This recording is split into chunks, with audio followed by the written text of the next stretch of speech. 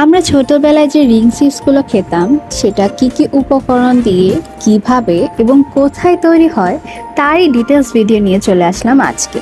তো শুরুতেই আমরা চলে গেলাম চিপসের ফ্যাক্টরিতে, আর এই যে দেখুন কি সুন্দরভাবে চিপসগুলো ভাজা হচ্ছিল। দেন আরেকটু ডিটেলসে দেখার জন্য আমরা আরো ভিতরে চলে যাই, আর এই যে দেখুন এই মেশিনের মাধ্যমে কিভাবে সুন্দর করে সুতার মতো করে চিপসগুলো বের হচ্ছিল, আর এটাকে কেচি দিয়ে কেটে বিভিন্ন সাইজ করা হচ্ছিল। আর এইখানে চিপসগুলোকে শুকানোর জন্য রাখা হয়েছিল, আর এই যে সবগুলো প্যাকেটিং রাখা হয়েছে এগুলোকে পরে মার্কেটে সেল করা হবে।